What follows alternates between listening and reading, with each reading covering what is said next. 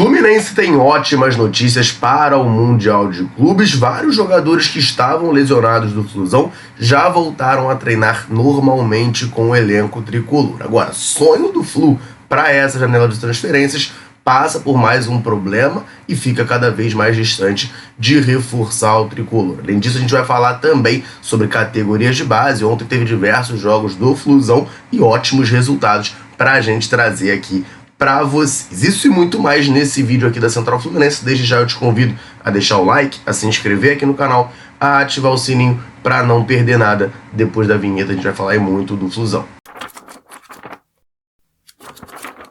O Fluminense já iniciou oficialmente a sua preparação para a Copa do Mundo de Clubes. O elenco tricolor chegou nos Estados Unidos ontem, dia 7 de junho, já realizou inclusive também a sua primeira atividade, o seu primeiro treino. Então o foco agora é 100% na competição. E o GE trouxe uma notícia muito boa sobre a torcida do Fluminense nessa competição. O GE traz pra gente o número de ingressos comercializados no setor exclusivo para torcedores do Fluminense. Já foram 7.634 ingressos vendidos para a torcida tricolor. E nesse levantamento, a maior parte dos tricolores que estarão no Mundial são a galera que mora aqui no Brasil e vai viajar para assistir o torneio. Claro, a gente sabe que a torcida do Fluminense que mora nos Estados Unidos é bem grande. Tem a galera da New York Flu, da Flu Boston, da Flu Miami, tem Flu Texas, enfim, se eu falar todas aqui eu vou acabar esquecendo, mas a gente sabe que tem diversas, torcidas do Fluminense ao longo dos Estados Unidos, e essa galera com certeza também vai estar presente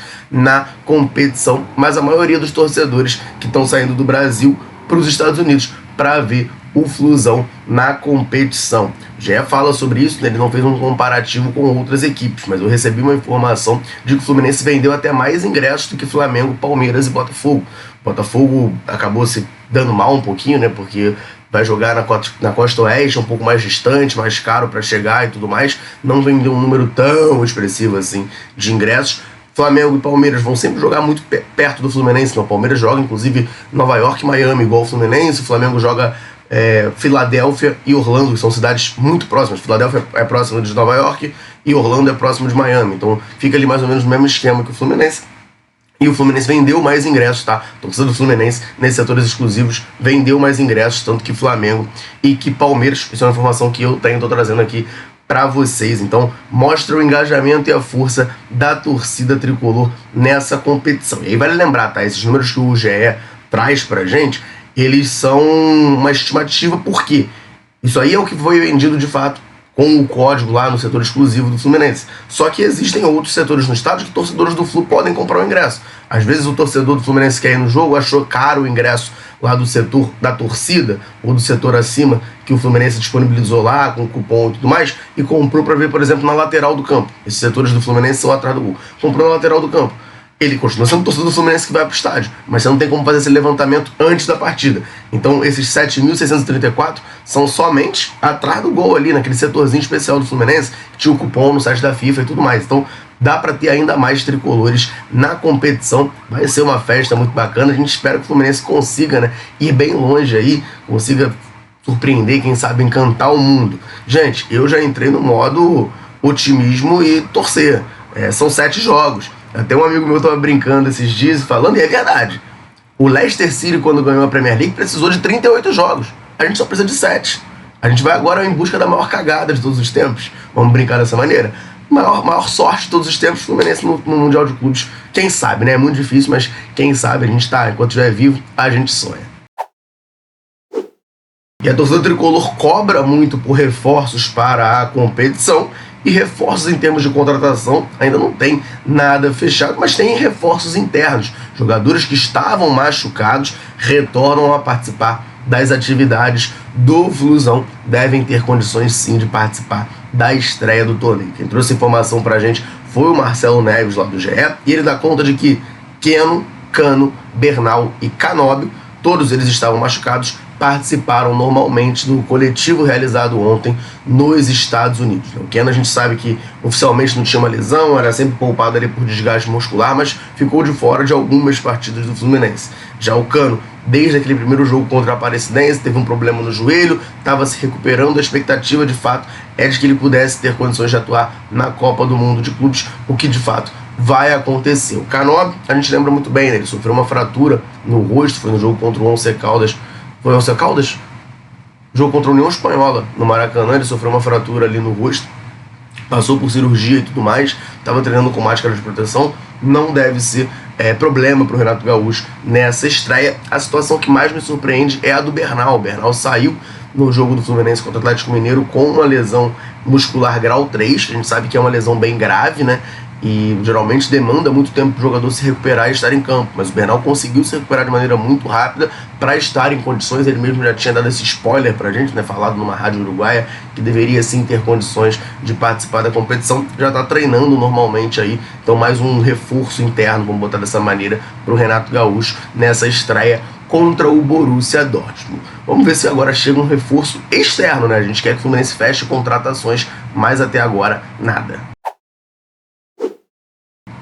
E aproveitando o gancho, né, já que eu citei reforços externos, eu quero falar de duas situações do Fluminense que envolvem inclusive jogadores que hoje estão no Santos. Só antes, rapidinho, deixa eu aproveitar para dar uma moral para a galera tricolor, sempre ligada aqui na Central, sempre nos dando aquela moral. Em todo vídeo eu convido você que está aí assistindo a comentar aqui embaixo, me falar o seu nome, de onde você acompanha a Central Fluminense. E a galera sempre chega junto, deixa o comentário, sempre que a gente pode, a gente vem aqui e manda aquele abraço. Nesse vídeo, vou mandar um abraço para o Vander Lúcio, de Governador Valadares, em Minas Gerais, Ninaldo Lima, de Vitória da Conquista, na Bahia, para o Milton, de Ipanema, Minas Gerais, Luizinho, de Soledade, Minas Gerais, e para o Valdir, de Coronel Oviedo, lá no Paraguai. Um abração para a galera tricolor ligadinha aqui no canal, convite sempre reforçado para você. Quer que a gente mande um abraço, um salve, cite o seu nome em algum vídeo da Central Fluminense? Comenta aqui embaixo, me fala o seu nome e de onde você está nos acompanhando. Combinado? Então vamos falar dessas duas situações, gente. Eu quero começar falando pela situação mais improvável. Eu sei que eu estou falando aqui uma coisa improvável, porém, vamos lá, contexto, tá? O Fluminense tentou a contratação do Neymar, a gente sabe disso, e o próprio Mário Bittencourt confirmou. De acordo com o presidente do Fluminense, ele tentou a contratação, fez o convite, o Neymar, através ali do pai do Neymar, né?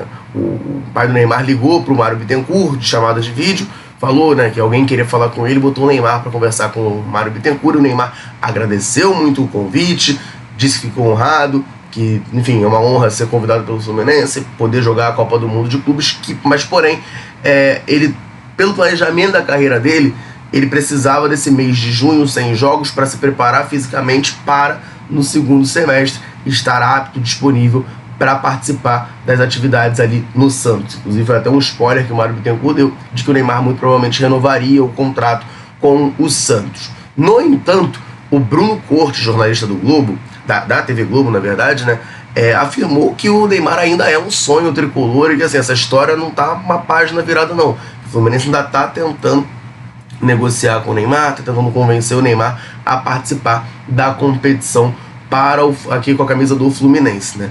Enfim, só que nesse momento aconteceu uma outra situação que complica ainda mais, né, esse sonho tricolor. O Neymar ontem, o Santos publicou oficialmente, o Neymar foi diagnosticado com Covid-19, então ele não poderia, né, vamos supor que o Fluminense conseguiu essa reviravolta, conseguiu convencer o Neymar.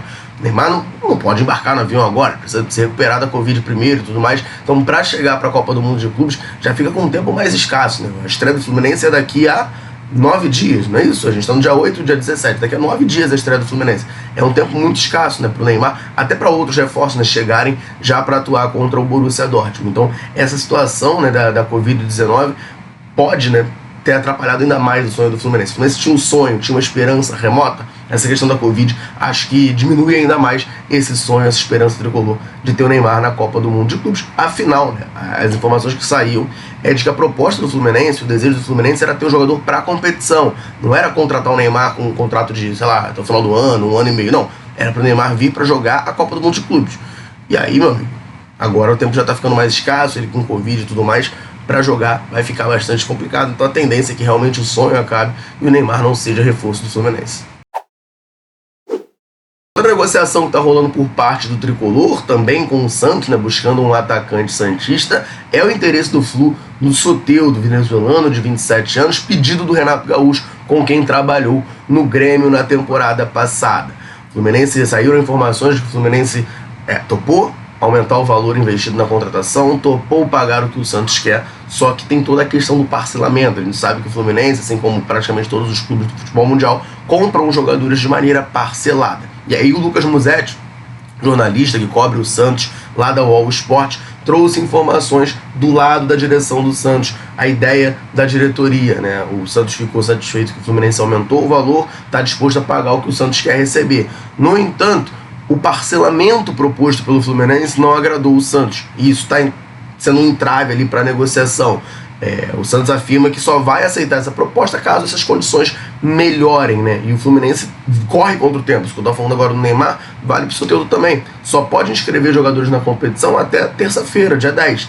Então, assim, o jogo é dia 17, tem que inscrever até dia 10. Então tem que correr contra o tempo para poder anunciar algum reforço aí que ainda possa jogar a Copa do Mundo de Clubes. E o Santos só vai aceitar essa proposta se as condições de pagamento do Fluminense melhorem. Eles não querem o parcelamento da maneira que o Fluminense está propondo, o que acaba emperrando essa negociação. Então, Soteldo, falta o acerto com o Santos. Entre o Fluminense e o jogador, aparentemente já está tudo certo para ele ser reforço do Flu nessa temporada.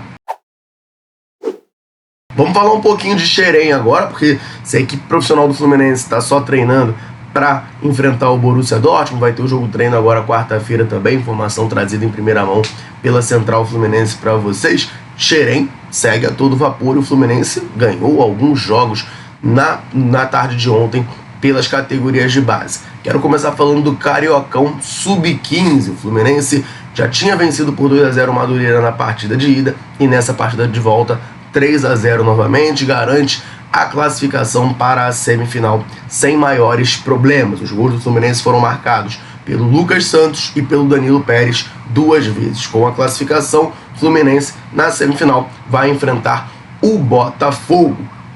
No Sub-17 também pegamos o Madureira nas quartas de final do Cariocão e goleada tricolor, 4-1 para o Fluminense contra o tricolor suburbano. Os gols do Flusão foram marcados por Riquelme, João Pedro, Naran e teve também um gol contra. No primeiro jogo o Fluminense havia vencido por 1-0, então passa com tranquilidade para a próxima fase da competição. Na semifinal vai ter Fla-Flu, o Fluminense vai enfrentar o Flamengo. Única derrota do dia, gente, foi no Sub-18, na Copa Mitad do Mundo. O Fluminense está disputando esse torneio internacional, promovido pelo Independiente Del Valle, lá no Equador. O Fluminense acabou sendo derrotado por 1-0 contra o Peñarol no último jogo da fase de grupos. E aí, com isso, o Fluminense vai disputar agora a Copa Plata, que são os times que não se classificaram para a Copa Ouro, que seria a fase final desse torneio. Então o Fluminense acabou tropeçando.